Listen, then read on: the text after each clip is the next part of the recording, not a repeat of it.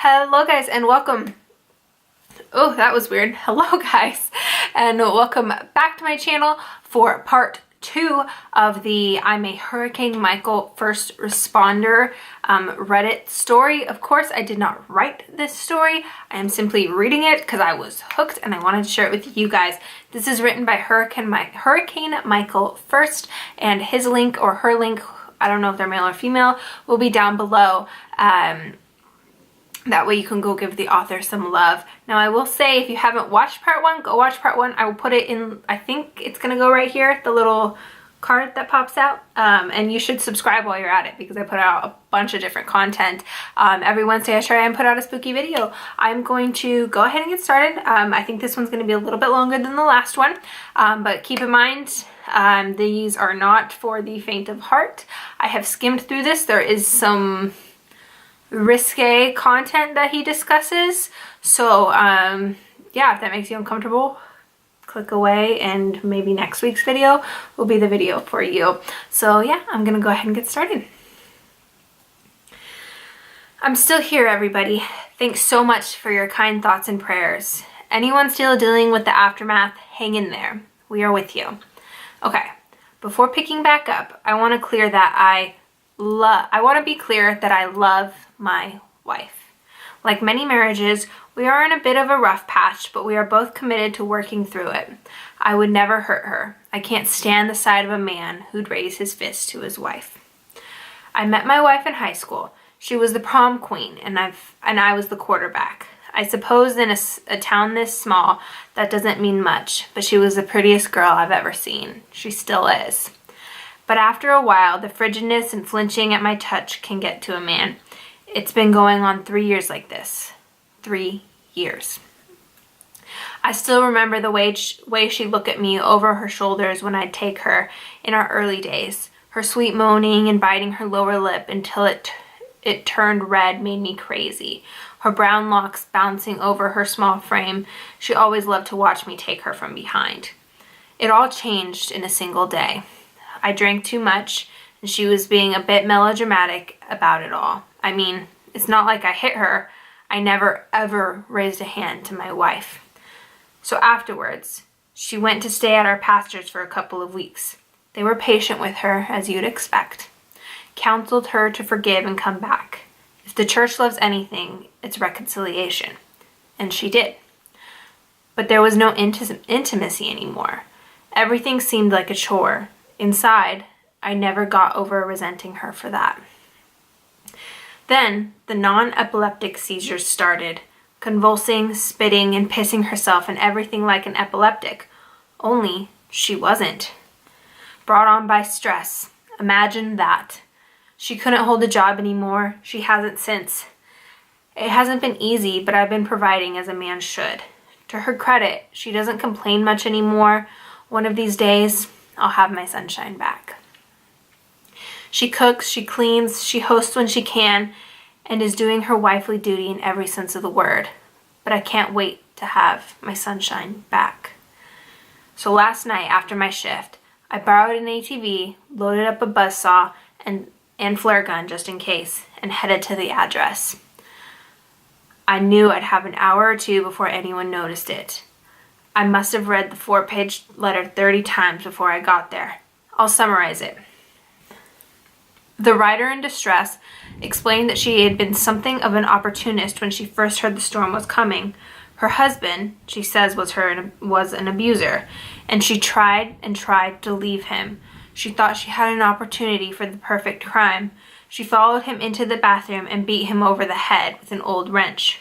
One hit apparently was all it took, and he fell conveniently into the tub. She filled it and left him there.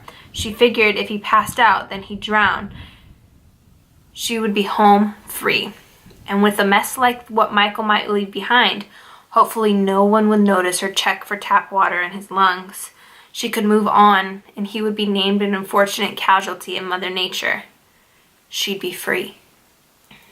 Only he'd had the last post-mortem laugh, because the storm hit harder than she'd expected, and she was trapped in her lower bathroom with a tree lodged against the door, and the rainwater kept coming in.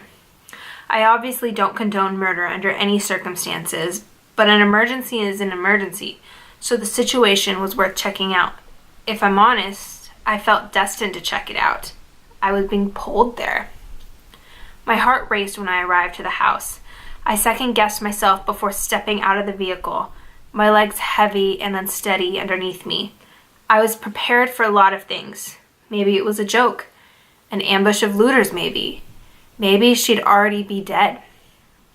Maybe it was just an old woman cracking under the stress and out of her mind. I wasn't nearly prepared enough, and setting foot on that property was the worst decision of my life, however long that might be. The house itself was a wreck, more of a one-story shack. It looked as if the hurricane had picked it up, changed its mind, and tried to drop it right back down again. It wasn't parallel anymore with the street, slightly off its strained foundation, and it groaned in a foreboding way that made my blood turn cold. From the roof protruded wooden spikes like a disheveled mop of dirty hair. That wasn't the only thing. It looked like a face, with windows as its eyes, and it was looking at me. "Hello?" I called, approaching the door frame where a door had once been, but no trace of it remained. "Is anyone there?" I pulled out a flashlight and entered the house. "I'm here to help. Anybody still there?" "Go away," a woman's voice hissed from the dark. "Ma'am, I'm alone. I got your note. Everything's okay." My note? A pretty redhead stepped into view of the flashlight. She winced in the glare and held her hand up to shield her eyes. She wore a blue sundress that was soiled and smudged. Her bare feet were bruised and swollen against the broken linoleum floor. "Show me." I cautiously moved the flashlight to my mouth and handed her the pages from my pocket. She took them and eyed them suspiciously. Where's... My voice trailed off. "He's dead. Down in the bathroom, just like it says." She handed the papers back to me. "Listen, I have a car. I didn't tell anybody. I mean, it's your business." "I think you should leave. As you can see, the water receded. I'm not stuck down there anymore." My mind reeled. I couldn't imagine why on earth she would want to stay. My eyes searched the ruined structure. No food, no lights, no shelter from the rain, really. With the state of the roof, why not come? "I can't," she said coldly and yawned. "I'm cursed, and if you stay long enough, I'll pass it to you." "Ma'am?" With that, she jumped to her feet and ran towards the open door with an unnatural screech. I can't explain exactly what happened next. She hit something, but there was no wall. Like an animal, her body was thrusted back into the house. Then she began a maniacal laugh that echoed through the small shack unnaturally. I felt the shift under my feet. She got back up and ran full force towards the open door and hit a wall again, thrusting her small frame backwards. She laughed with wild eyes and now bloodied teeth. She did it again. "Run!" she screamed as she cackled and over threw herself against the invisible force. It's coming for you. I didn't send the note. I wrote it, but I didn't send it. See? I still have it right here."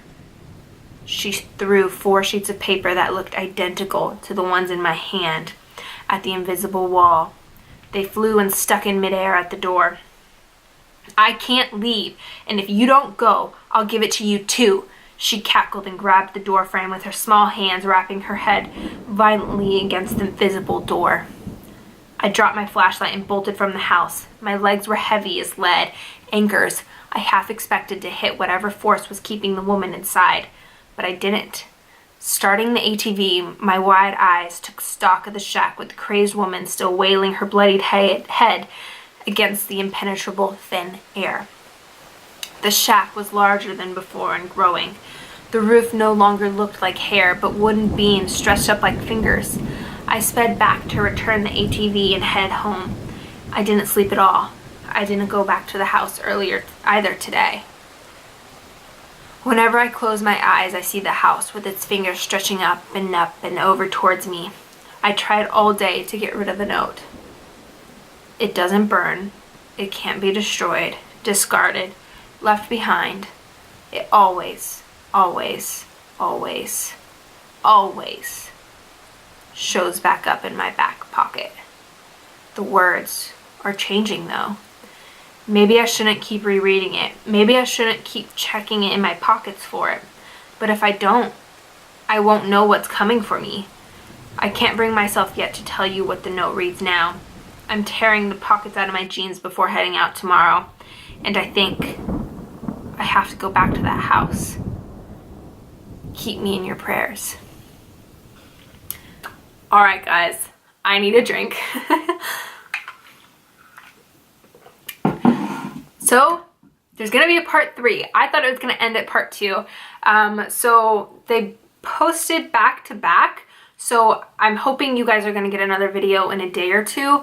That way we can keep this going until the story's done. I will have some other stories coming out. I won't let there be another multi-part series until this one finishes. So holy smokes. I hope you guys enjoy this. Again, go give the author some love because this isn't my content. It is this author's, and I am hooked. I'm so hooked. The first one had me hooked. This one has me hooked. That's so weird. That's not what I was expecting at all. Let me know what you guys were expecting after the first one, because this definitely was not what I thought was gonna happen. So yeah, I'm gonna let you guys go. Go ahead and subscribe, give this video a thumbs up, leave any comments down below of what you guys want to see in my content. I love to take suggestions. I just think it's fun. And again, I put out all different kinds of stuff, so there's bound to be something that you guys like on my channel. So yeah, stay safe, stay spooky. Bye.